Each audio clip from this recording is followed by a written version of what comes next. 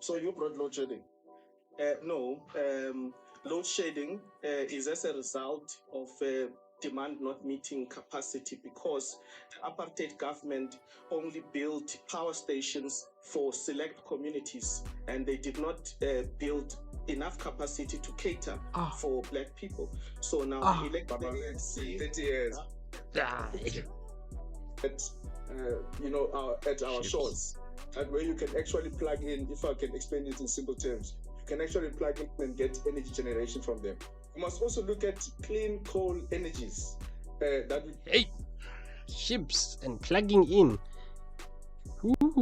No, guys. Me, I have to check. I don't know what this. No, my brother. What are you saying? No. I'm gonna send electricity to the but man, please, man, please.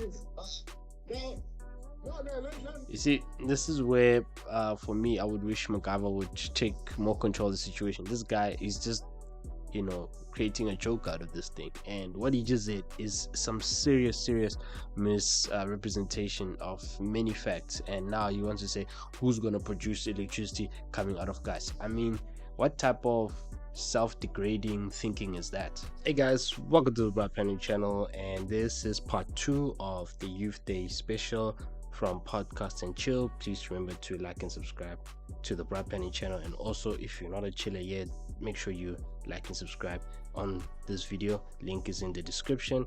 And yeah, I'm doing my reaction. If you've watched part 1, this is going to be part 2. We'll be continuing.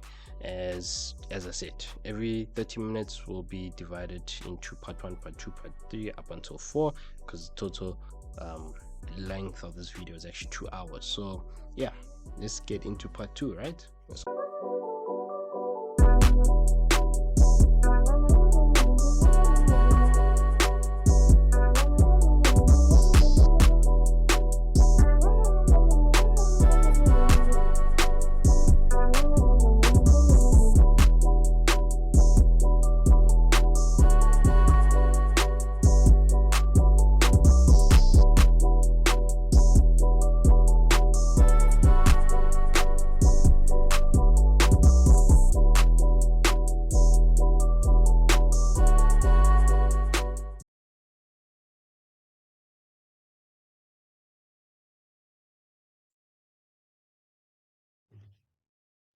So you brought load shedding. No, load shedding is as a result of demand not meeting capacity, because the apartheid government only built power stations for select communities, and they did not build enough capacity to cater for black people. So now the elected ANC, 30 years.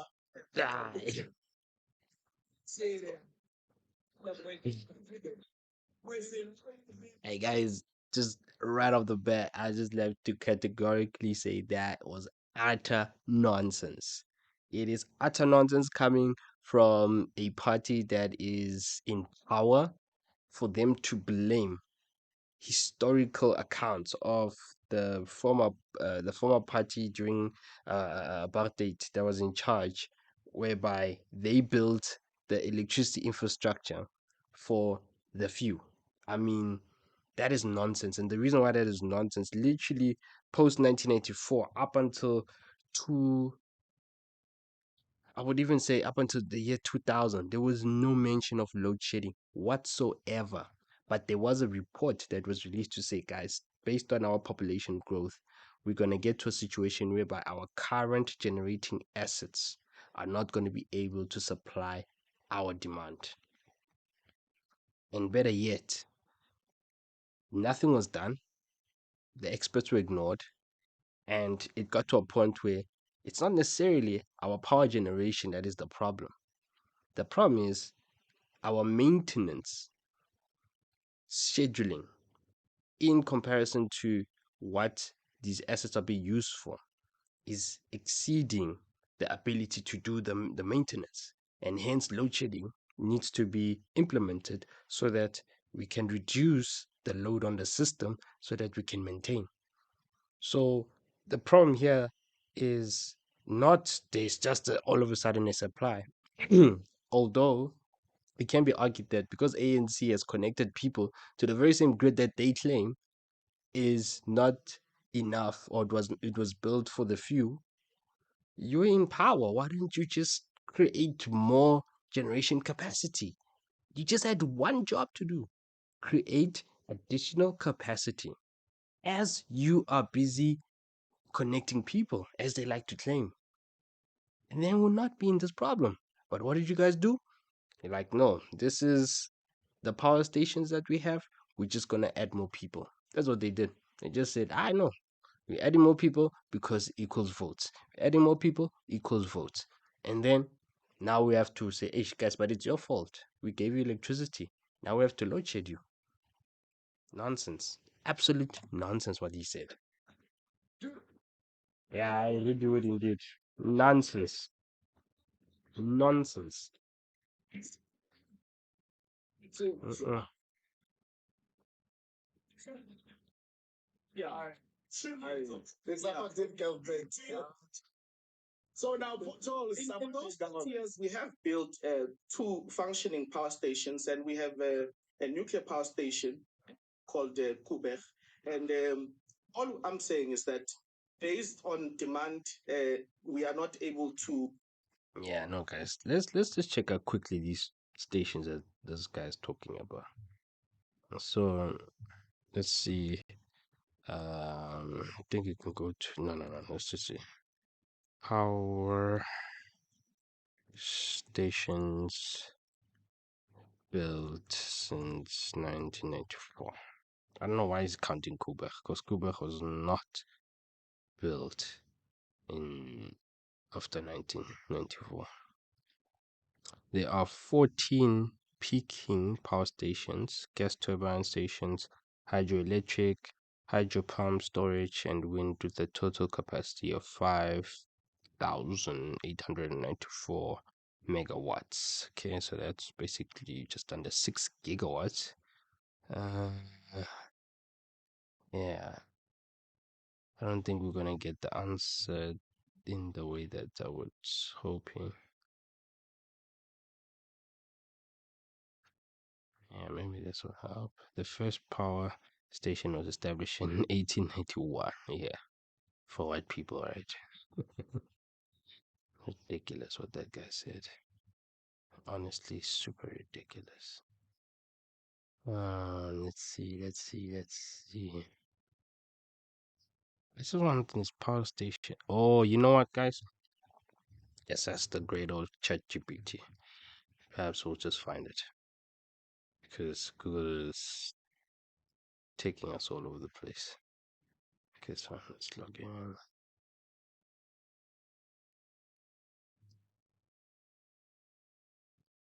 Yeah, but honestly speaking, it's things like this that just shows how there is no sense of truth that you can take out from ANC people, like genuinely. Um, how many power stations were built in South Africa after 1994? Let's go.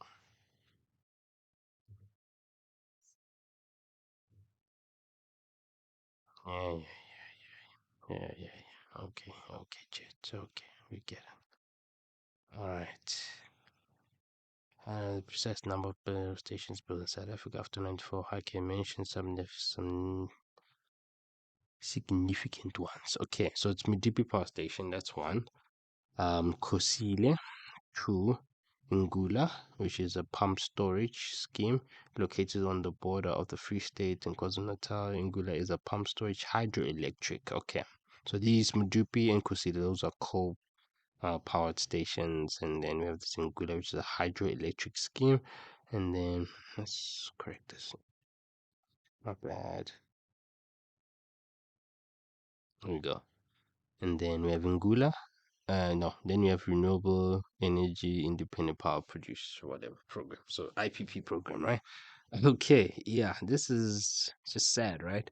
So the ANC within a space of 30 years, they've made one Medupi, which with subsequent units being commissioned over time. So construction began in 2007. Wow, how late to the party, right? 1994, 2007. That's where you like, okay, we're gonna add how many gigawatts? Planned capacity of 4.7 gigawatts. Yeah, so sad. Started generating power in 2015. Look at that. You do the construction. It took you literally 8 years. No ways, man. It took it 8 years to build a power station with subsequent units being commissioned, and it was not even fully. Wow, it's horrible. And Kusile is another coal-fired power plant with an intended capacity of 4.8 gigawatts. Construction commenced in 2008. So next, yeah, okay, they were panicking, and has been progressively coming online since 2017. So that's the government that we have, guys. Those are the two power stations, Mudupi and Kusile, and then we have this hydroelectric scheme began commercial operation in 2017, and that just added 1.3 gigawatts. Yeah. Eh, whew, sad, sad. I mean, that's the pride of the ANC, right? We're not able to meet demand because of capacity, because the power stations which were built in South Africa were built for select communities, white people in the towns, and not for black people because of Group Areas Act. So the ANC has increased the perception, where in a village where you did not have a connection to electricity, you now have a connection to electricity. That's what you're misleading us. So because of demand, with a straight face, this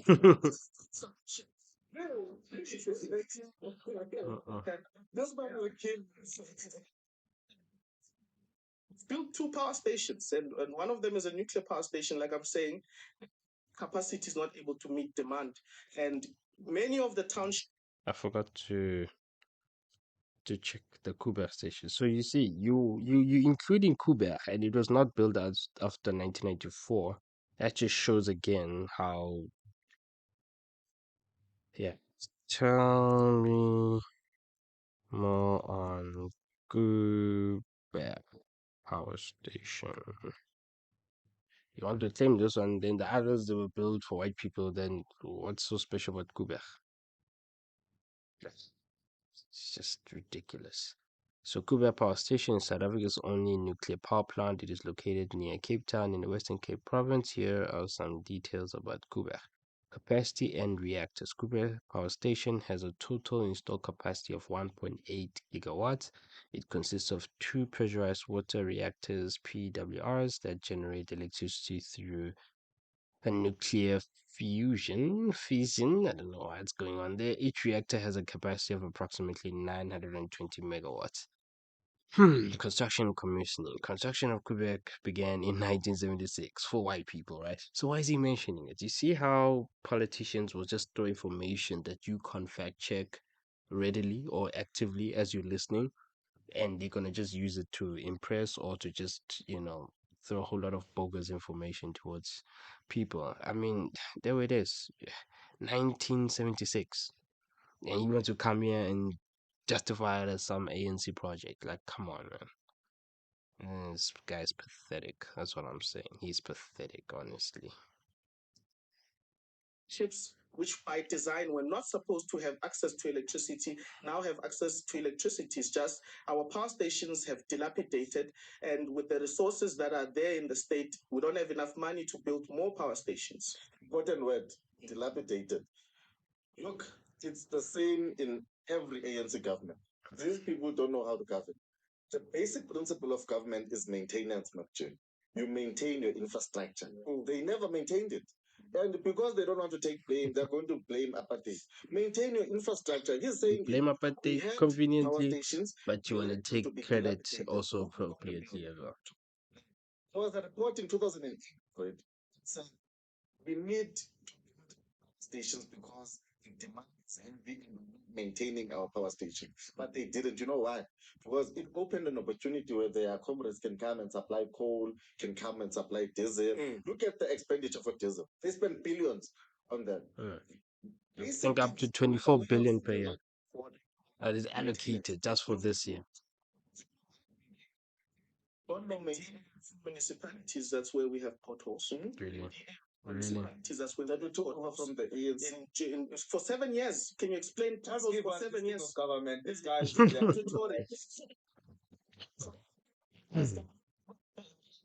power stations, potholes, give it to us. House, give it to them. Give them the vote if you don't want your home. Give them government. So in the DA, what are they saying solution is for load shedding? For load shedding, there's no one size fits all approach. We believe that fix ESCOM, but also open up for independent power producers. Who is to move up with the time. Kulagana watches videos, always speaking about 4IR, but they don't want to do this fourth industrial revolution. Let's have innovative things. In Kabeja, for example, we have innovation in Kailicha and Kukuletu. I'm going to come there. In Kabeja, for example, we have wind. Why are we not using wind turbines? Yeah. In cities that are hot, why are we not use solar for sun in terms of generating electricity? But surprisingly enough, in our DA municipalities, we are moving towards being off the grid and away from ESCOM, where we're allowing independent power producers. Amazon is going to be one of our independent power producers in Cape Town. And to answer him on what are we doing in Langa and Kailicha, have you guys played in Brands or some place in Kailicha? Yeah. Tell me, is there any township where they're governing that has got roads that are marked? Yeah. Before they, go a different direction, I just want to say something on the DA guy's energy proposal. So yeah, look, the renewables as we know it, your solar, wind, those solutions are not optimal. They're not going to assist us with the gap or the base load that we need in order to solve effectively how much capacity that we need based on the usage of coal, potentially as an additional capacity, but definitely that's not going to be the only solution. So in terms of Amazon, I have no idea what Amazon is doing, but I know a lot is Amazon power generation in South Africa. So they're gonna be creating solar plants. Yeah, I mean, and look at this. It's gonna add 10 megawatts. Like, guys, we need gigawatts, right? And yeah, no, this is a school project, honestly. The plant, okay, let's see. Amazon's new 10 megawatt solar plant is up and running. Okay, it's already running. The largest, what. The plant is expected to generate up to 28 megawatts. Okay, 28 gigawatts is looking good. But if they're going to achieve that level, I don't know. And my problem is this is going to be hectically expensive.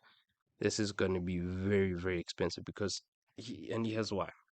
If you're looking at those solar panels, the way they situate, obviously you need an absolute amount of land. If you look at that use of land, that just creates 10 megawatts.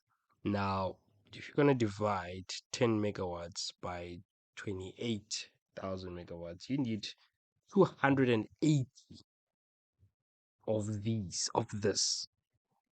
I mean, imagine the capex on that. And also the maintenance of these solar panels, because solar panels, as they absorb the sun, their depreciation or the way they sort of disintegrate, because I mean the sun is a very harsh element, the cost of replacement is not going to be exactly as the cost of establishment, but it's definitely going to cost a lot to continuously maintain. And I don't know, as they are learning, and that's why they have to do it bit by bit, because to just have a 28 gig plant situated just like that is operational nightmare. It's a management nightmare. So I don't even know how practical this is versus how coal, with the same amount of land that they're using, you can make way more power from a nuclear point of view. You can easily make more power from a coal point of view, but obviously the issue there is the non-renewability of coal. But all I'm just saying is, yeah, this is a difficult one to swallow, but it's something, or it's definitely something better than nothing. But yeah, it will definitely create jobs because a lot of people who will need to be involved there. So yeah, very interesting. But yeah, guys, this is going to be different, very, very expensive to deal with. Reaching 65% renewable energy across our business. Amazon has a portfolio of over 270 global renewable energy projects, totaling over 12 gigawatts of renewable capacity globally. See, 12 gigawatts, jeez, around the world, guys. This is not easy. And now you want to create 28 gigs in one country. Like, are we being realistic here? Once all these projects are operational, we estimate that more than 13.7 million metric tons of carbon emissions. And that's the focus. You're just looking at the carbon neutrality. And that's all nice, but we need to be practical with the solution. The equivalent of taking nearly 3 million cars off the US roads worldwide. Okay. Yeah. Look, commend the effort, but we need to be careful of being sold dreams. This is going to be very expensive. It's as simple as that. There are better solutions, and I could also argue within the US, they are definitely exploring other solutions. This is just a solution that a private entity is doing in exchange for some government favors. Definitely, that's what they're doing, and it's fine because that's the global practice. But yeah, it's not the solution to solve what we're looking for. But I'm not saying Kenya and perfect. They are not, because the number of people that are there. You see, ANC guy always interrupting. Keep quiet. You said Kailita. Now we are moving into Tswana. Which one do you want me to? I'm just saying that you are claiming perfection, and I'm giving you a capital city. Okay, Where you've governed for 7 years, where there are potholes, where the roads are not marked, where the townships are now going into the state of Kaili, Chalanga, and Kukuletu. Okay. Because that's where the DA prefers people in the townships, in shacks. Yeah, let me come, my brother. When you went there, I stay in Centurion, man, which is right by you guys. It's the pits, man. yeah, no. I want to come there. When you look at Khayelitsha, look at the infrastructure that was done there. The problem with the Western Cape, if you look at, is it called migration, where people move to that city? Look at stats. I don't want to say them. Fact checker must check them. People move from the Eastern Cape and other provinces to go and stay there. It's the truth. Look at the recent budget that we passed. 70% of that budget is going towards infrastructural development in Kualanga and Khayelitsha. Wow, It's not need. Go and check, fact check if I'm lying. But Now, you've ran the city of Tswana. let's come to this 7 years this speaks about. If you looked at Tswana, we relied heavily on the vote of the EFF, just like we did in Joburg when Herman was mayor.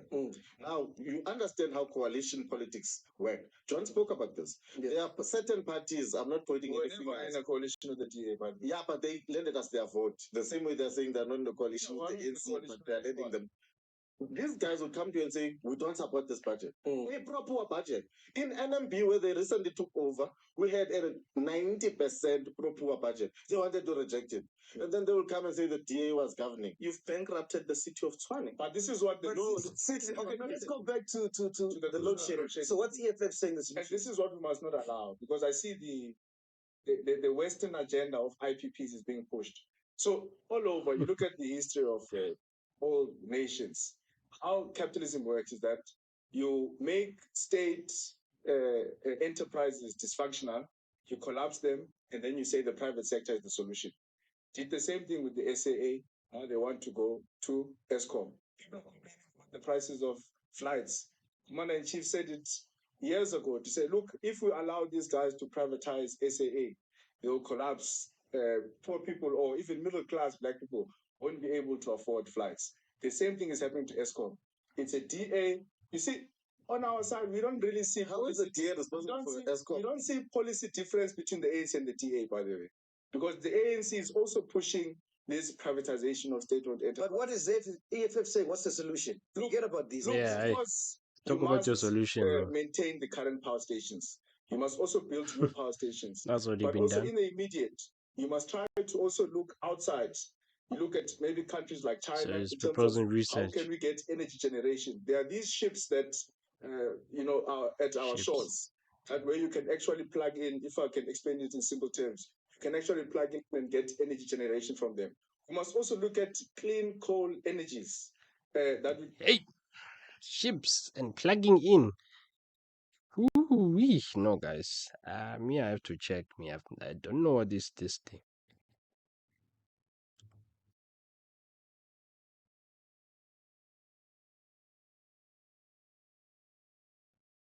All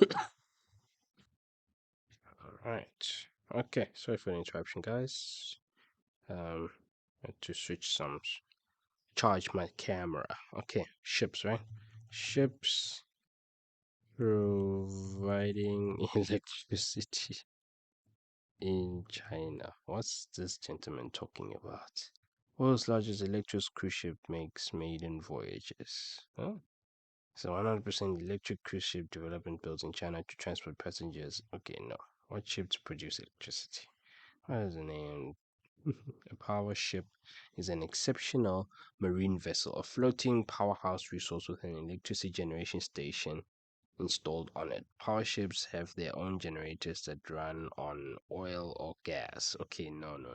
They usually anchor close to land and are connected to transmission lines to the regional or local electricity grid. Yeah, no. This is a horrible idea. Uh-uh. No. Run on oil or gas. This, guys, is reminiscent of what you call gas turbines, which is literally what Eskom uses to power diesel.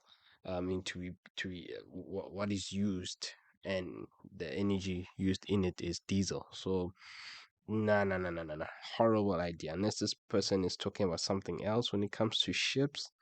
No. Oh dear. How big ships generate electricity? Shipboard power is generated using a prime mover and an alternator working together. For this, an alternating current generator is used on board. The generator works on the principle that when a magnetic field around a conductor varies, a current is induced in the conductor. Ooh, yeah.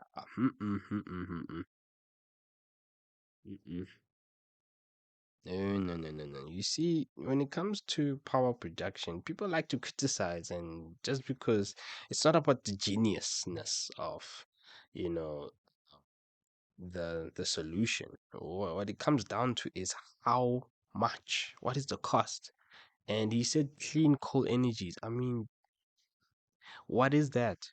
Coal will not be clean. It is what it is. But at the main thing that you can categorize coal being clean is to efficiently produce electricity through coal.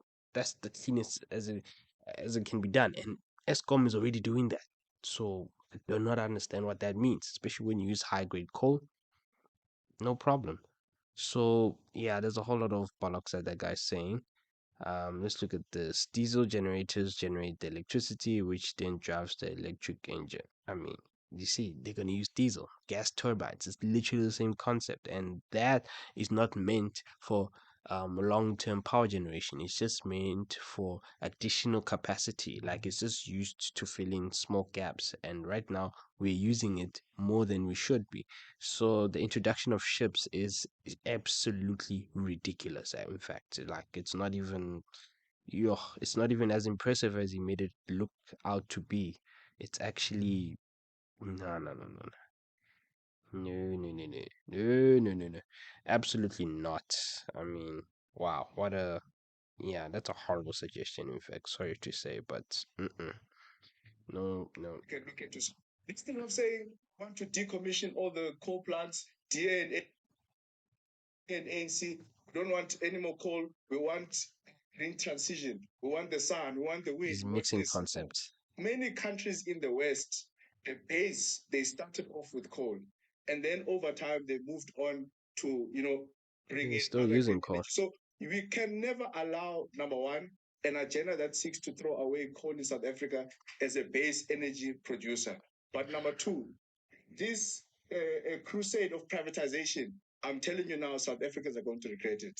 We're not going to afford electricity. But my man, you're No, speaking no, about China. that's a Who lie. supplies electricity in China? Guys, don't be afraid of private electricity. There's been numerous concepts in Europe that show that the price of electricity on a private capacity brings about competition. You must remember, ESCOM, which is obviously state owned, they have an important asset that no other company from a South African perspective can compete with it, and that is its electrical grid. ESCOM owns the grid infrastructure. Now, if you were to have private people coming on board and making electricity, they need to get a power purchase agreement, and that power purchase agreement will include an agreement to be allowed to supply the grid. ESCOM can control that, and once again, we have the competition tribunal and so forth, and they can make sure that pricing should be where it should be. Because at the end of the day, NERSA right now is playing a game that which is kind of uh, what he's saying. We are experiencing this horror of pricing because NERSA is supposed to regulate ESCOM, but NERSA is too small to regulate ESCOM. NERSA can't enforce anything except to delay or really to just interrupt ESCOM for a little bit up until eventually ESCOM gets its way. So introduction of private independent power producers is very, very key to driving down the price of energy. And at the end of the day, ESCOM needs a competitor. But from a generation point of view, from a grid point of view, ESCOM can reduce itself to maintaining and managing the grid, while everybody else is making sure that the grid is making sure that they supply the grid, which alleviates us from load shedding, and the price of electricity can be managed in that way. So yeah, what he's saying is totally baseless. It's just fear mongering. The privatization of electricity can be a good thing. Right now, we're in the West, whereby electricity is produced by the government and the government's not even regulating itself properly. Right now, they have been regulating themselves in a way that it hasn't been pinching our pockets, but now they have no choice because of all of the mismanagement that's been occurring. The generating assets are not fit to be, used continuously. And once again, privatization is key at this point based on what we are dealing with to bring in competition, reduce the cost of electricity, and have our lights going on again.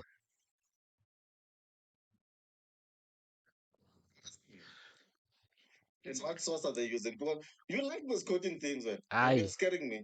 No. Saying, do you know about the ships that produce energy?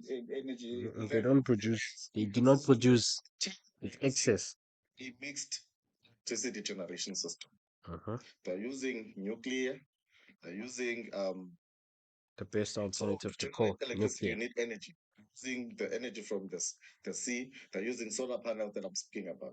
This man is coming here saying the same disagreeing with, but he just wants to say it's an agenda. I was never disagreeing with the privatization of state-owned. But let me assist you. Let me tell you who produces power in China. China's government, what they did was that they have state-owned companies. Yeah? So they'll say, we are supporting this person, start a company that supplies electricity and sells it back to the government.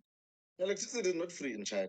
Secondly, in China who get electricity is not everyone. So for me, I cannot sit here and say we want South Africa to be like China, where only a few get electricity, where only the politically connected will get to be the companies that produce electricity. I want a South Africa where Kulegani can start a business and produce electricity and sell to the municipality. I want a situation where Saul, yourself, McG, go into producing electricity and sell at a competitive price. What is wrong with that? But how many people in the township are Now, I want to speak about this ideological perspective. No, but No, my brother. What are you saying? To be Rupert who's going to be selling electricity.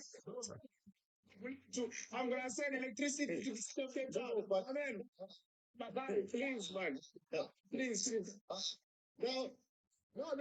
You see, this is where, for me, I would wish MacGyver would take more control of the situation. This guy is just creating a joke out of this thing. And what he just did is some serious misrepresentation of many facts. And now he wants to say who's going to produce electricity coming out of gas. I mean, what type of self-degrading thinking is that? I mean, you never know, somebody that's within Gasi learning and potentially getting a job somewhere, whether it's at the ESCOM, whatever the case may be, or they're just entrepreneurial and they get access to capital. Once South Africa is stabilized and has access to funders, of which it's a position that I've been once before in around about 2014-15, whereby we got capital funding in order to create a power plant. And the only problem is we didn't have political assistance. So for me personally, I am very touched by how this person is just making a joke out of this thing,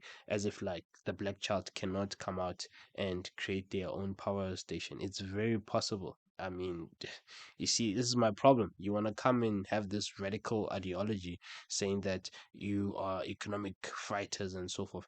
But then when people are, supposed to be positioned to be radical themselves in chasing big dreams and creating a business whereby they literally can produce energy, you want to ridicule it and you want to say, oh, it's going to be the same old white people. So once again, this is self-serving rhetoric, and I'm very disappointed at this regard, because if EFF is really going to be represented by a person like this in terms of their thinking, that's where I have a problem with that.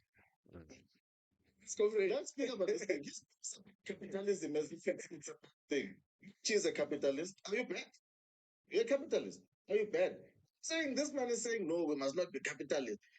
So maybe he's not a capitalist. The socialist that works very hard. Yeah. I like everyone.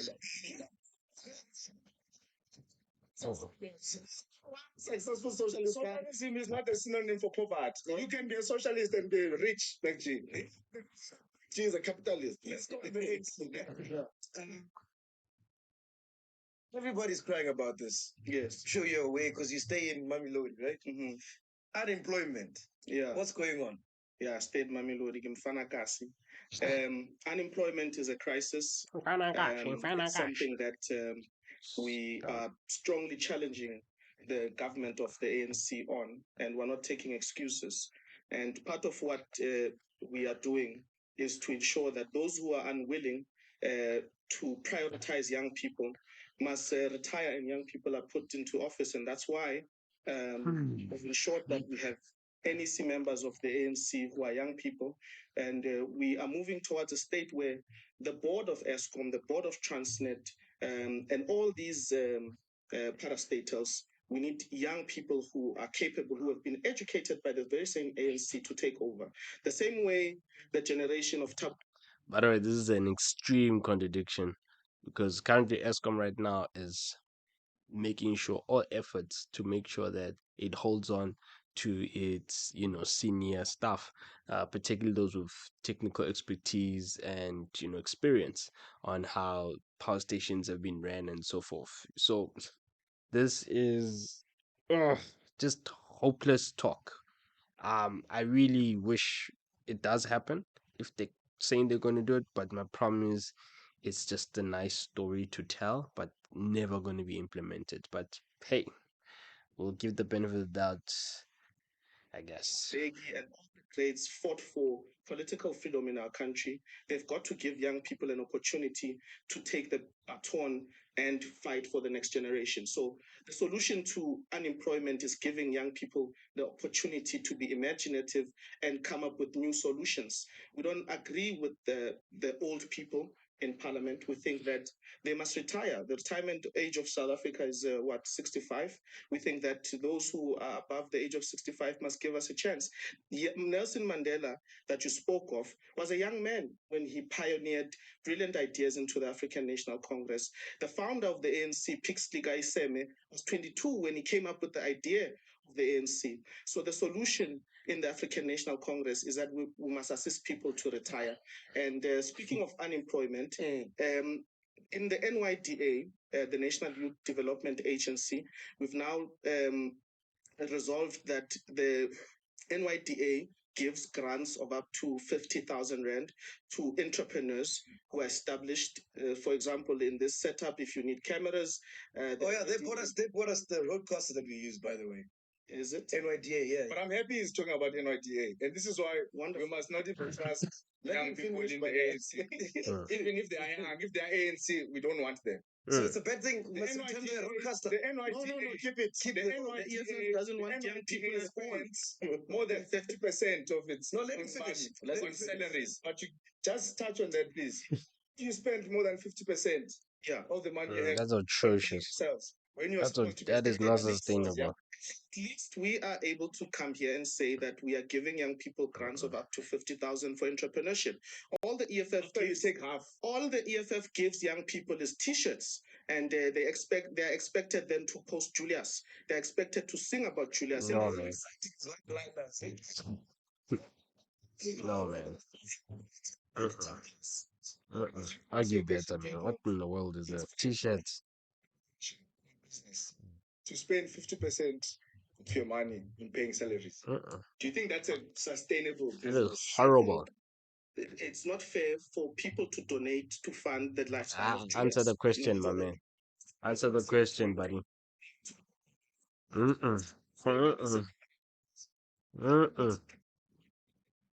This ain't you guys. Pop. Then you get a young person who maybe has voted once or twice for the ANC.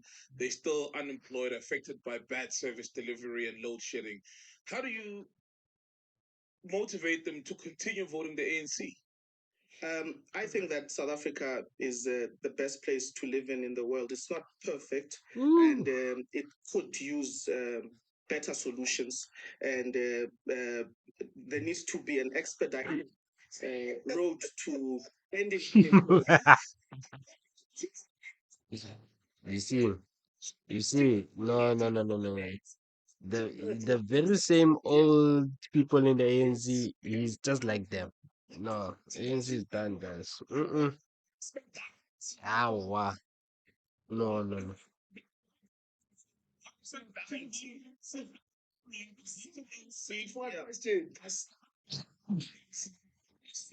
Different conditions. In fact, because the ANC has built 2 universities, the ANC has ensured access to education. In 1994, we had 200,000 university students. Now we have more than 1 million, and there are jobs for young people. Panyaza is a good example. He started a program called Nasispan, and instead of doing the rallies that they are doing, on the 16th of June, young people will be lining up, bringing their CVs to apply for jobs. Right. That's just political. Panyaza launches 30,000 job opportunities.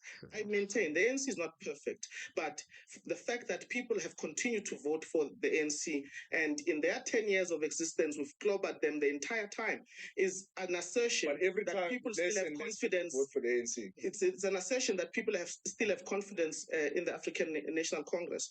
People are angry with the African National Congress, justified, because there has been rampant corruption, and in any big church, not everyone is there for good intentions, but that doesn't mean that the soul of the ANC is bad. You lost your I'm a turn, young buddy. person, and The instead problem of is you running guys away don't from the let go. ANC like That's the Julius, problem. I'm sitting here to fix it. And like I said earlier on, those that we think that are not good for the movement, we're helping them to retire. That's the responsibility I've taken as a member of the ANC Youth League, that we will assist those who are bad in the ANC, who are corrupt, to leave, so that what Chris Hani died for when he sacrificed his life for the people is not for corruption to reign supreme in the African National Congress. And I think that for as long as young people are choosing not to be politically involved, we'll continue to have politicians who are stealing from the coffers of the state. So I've decided to take a form and join the African National Congress so that I can be the change that I want to see. Okay, good for you.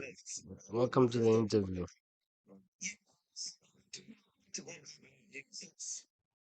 So what do you think SDA is the cause of unemployment and Bad governance?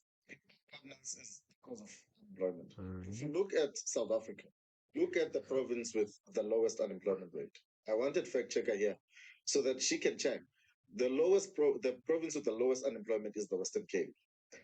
This speaks something. It speaks directly to governance. If you look at the jobs that were created in the last quarter, Western Cape created the most jobs. Most importantly, Kulegani made an example here about NYTA. I'll tell you an interesting story. During COVID, Rosa came with the 350s. They gave this guy from Soweto.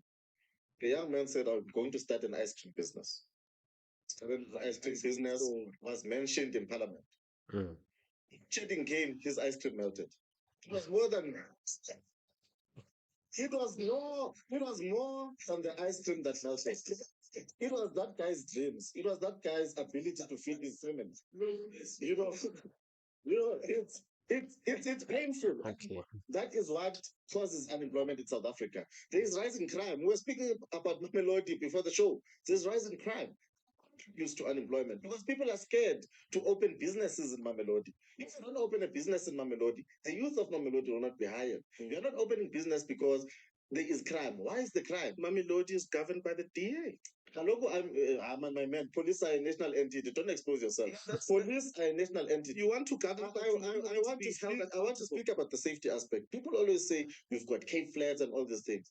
When Helen stood up and said we have Cape Flats, we want the national. We want. No, but she was the mayor of Cape Town. We want.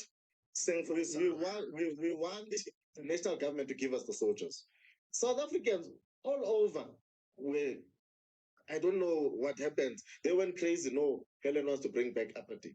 When Jordan Hill Lewis came, we said, we want, just give us one chance and give us the policing function so that we can sort out our own mess with the police. At a local government, we don't have control over police. It is Begitel. But we didn't stop there. We started the LEAP. LEAP now has limited functions because we're not a police service, but at least we can So they started what? and practice safety measures. If you look Let's check the out. stats. I want fact checker Hey, here man. because I don't want this empty rhetoric. Whoa. Let's check leap. You mentioned leap. We must check, guys. If we don't check, we don't learn. What's leap?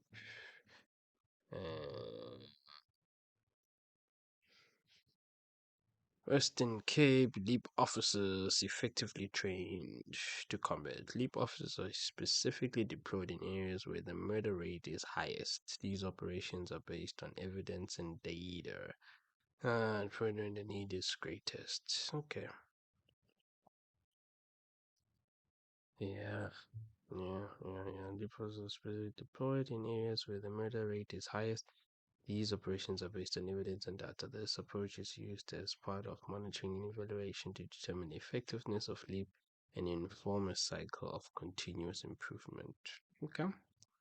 You see, I mean, you gotta mention something, then we find it, right? I mean, some of these guys.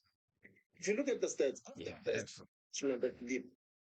Crime went down in the Western Cape by 14%. In Nyanga, I was there. I was driving in Nyanga. This is why you soldiers. In Nyanga, it used to be the number one murder capital. It went down. There are no longer soldiers. You guys kept them there for 3 months and took them away. Police vans don't go to Nyanga and Langa.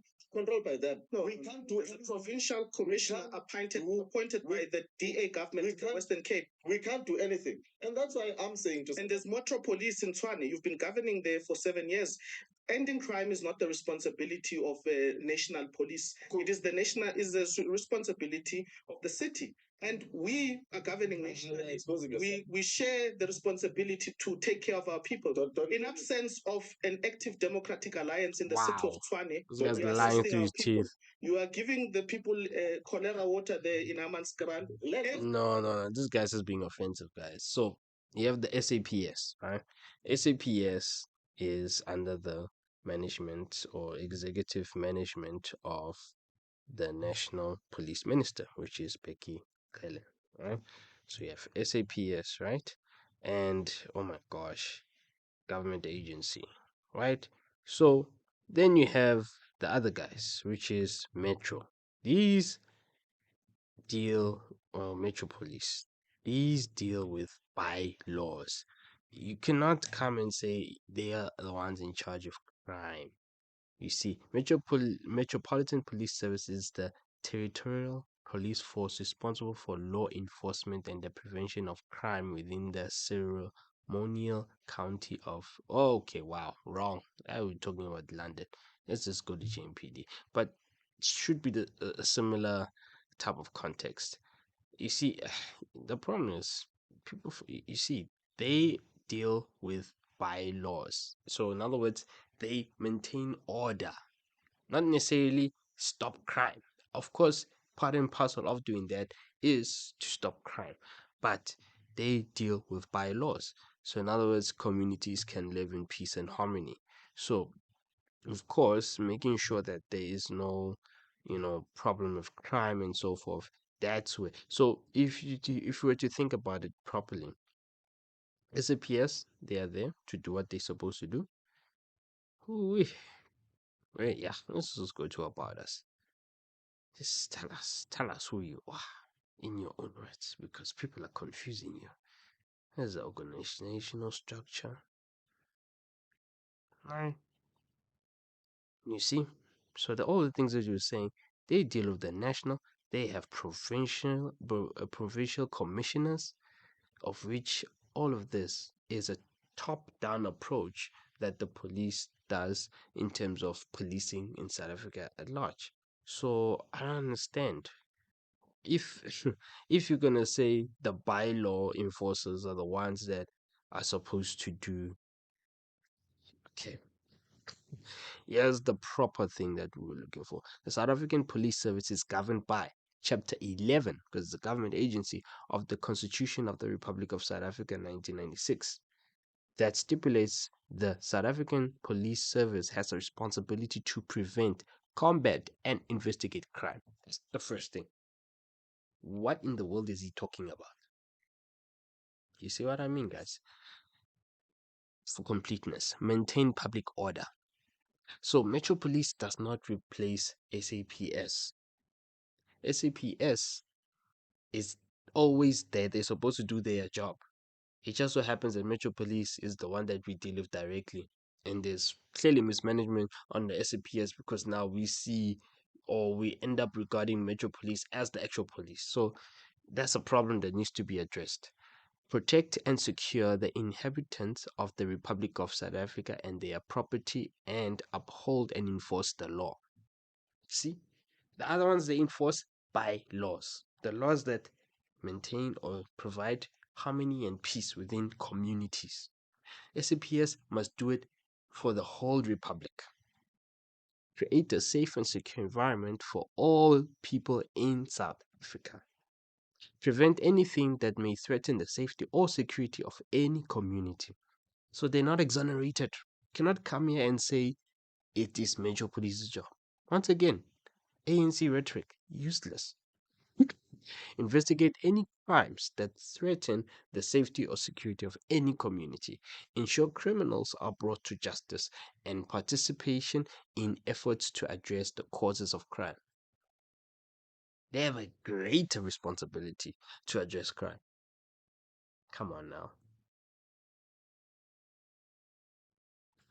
Everything is delayed in the city of Tshwane because of the DA-led government. You have ruined the city of Johannesburg. If you look at the city center, what it is now, it is because of the hands of the Democratic Alliance. Where you have Wi-Fi Wi-Fi, Mashaba, yeah. Wi-Fi. Yeah. Can you please Google the best governed municipality in Gauteng? Let's leave Western Cape. If it comes out it's ANC, I will apologize. I'm from the Val. Governed I definitely municipality know in the Gauteng. answers We're not with Val. governing. So You are governing in Yeah. Ekurhuleni. You are governing I'm in the saying city of Tshwane. Party in Tshwane. No, the best governed municipality in Gauteng as a province. This man was speaking about Panyaza here, praising him. The best He's a premier. The best governed municipality. He's not a leader of a municipality. He's a leader of a province. No, but let's pick facts. Let's pick science. The best governed municipality in Gauteng is DA run. The best governed province in South Africa is DA run. When you come to me and you want to The 2022 Municipal Financial Sustainability Index by Ratings Africa has once again reaffirmed an established fact that in South Africa's local government sector, DA-run municipalities in the Western Cape and Mid-Val in Gauteng are the best-run municipal administrations. It's not us, it's independent people. The reason why we're best run is because we spend the money where it's meant to be spent. do everything that we can. I want to speak about this thing of Metropolis. Metropolis, by the way, is trained at a local government level. They do two things. You combine a half training for traffic officers and a half training for maintaining, how do I put this thing, peace within your city. So you do things like road. Police can only do things like roadblocks. They can't even go and bust out drugs. It's not in their duty. It is the duty of police. And it is unfortunate because this man sits at the highest decision-making meetings of the ANC, but he doesn't even understand that simple fact. What decision have you made in the past year as a youth league leader that we might not know Tell of? us what have you done. We have convinced the head of state to cancel experience as a requirement for entry-level jobs. That's the most recent thing. Meaning what? What does that mean? Meaning that if you are going to be a receptionist, a cleaner, you don't need experience for you to be given that job. Are you serious? Yes. So young people who are fresh out of university must be given those jobs without the requirement of experience. Yeah. So you need a university qualification to be a cleaner. You guys are all leaders of your respective youth parties, but no one knows you. How come that's the case? Yeah, for us as the Youth League, it's important for them to know the organization, not the personality card. So That's a lie. we're not about ourselves in the Youth League. We're about Yeah, guys, I'm just gonna cap it there. Woo-wee. I guess that's for part 2. Stay tuned or check out part 3 when it's available. But yeah, guys, yeah, there's a lot that has been covered here, mainly load shedding and just basically the energy situation, excuse me, in South Africa. But it's very disappointing on how, people want to come on public platforms and really just blurt out, misleading information, come as if they have the authority on certain things and convinced that their particular party has the best solution. Well, they don't even understand what they're going to do. And this was very, very important going into 2024 that we check people, we check parties, we check whoever that is trying to run politically and, suggest solutions, whatever their manifestos are. Let's check them, guys, because it's very, very important for our own good so that we choose the right people when it comes to the elections next year. So, yeah, I mean, I've expressed, what that EFF guy was speaking about in terms of those ships. That is a horrible solution. Whoever from EFF is going to be using that as a alternative energy solution for South Africa, it's just a lie. Just stop it. Just stop using, stop proposing that. It's just ridiculous, right? Coal is the best. The only issue is we need um power stations that are actually used properly, because at the end of the day our power stations are old, and the question to create new coal powered power stations is obviously a morally challenged question in terms of the international community, and South Africa needs just leadership to decide what are they going to do. Then, alternatively, if you want to look at clean energies, then you're talking about nuclear. We have Kuber, which uses an old type of nuclear fusion. I think it's PWR or PMR or something of that nature, and that's an old technology. In the 1970s, it was, it was commissioned. Now there is new technologies that are South African based.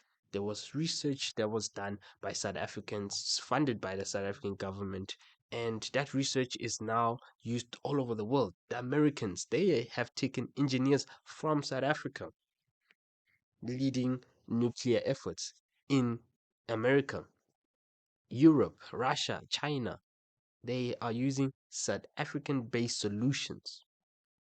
Now, that's another story for another day, but that's what's going on, guys. So, we have the energy question solved in terms of what we could do. The problem is our leadership is blinded by their own greed, they're blinded by their own ambitions to suggest whatever it is they want to suggest that will, at the end of the day, just make them richer.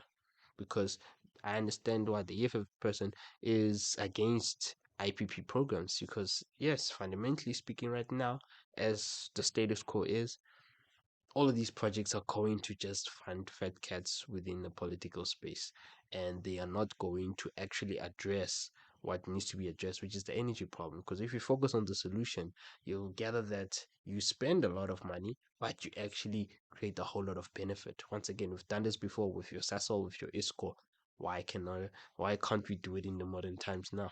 In fact, what has ANC done of that nature for the past 30 years? So I feel like it's a leadership thing. If political will is there, these things will be done. So yeah, that's just really what I have to say about that. Spoke about energy and other things, but yeah, yes, ANC dude is just hanging on nothing right now. Like I just don't understand why ANC exists. Really, they've looted everything to zero. They've even looted their own ideas because there's no solution this guy is providing.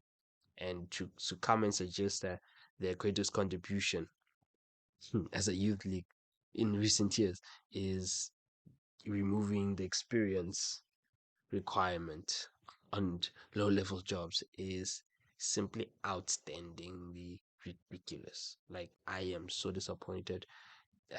It's a shame. It's a shame. I mean, I'm an ANC voter and I am just ashamed about what this person is saying. It's shameful. But yeah, guys, see you in part 3.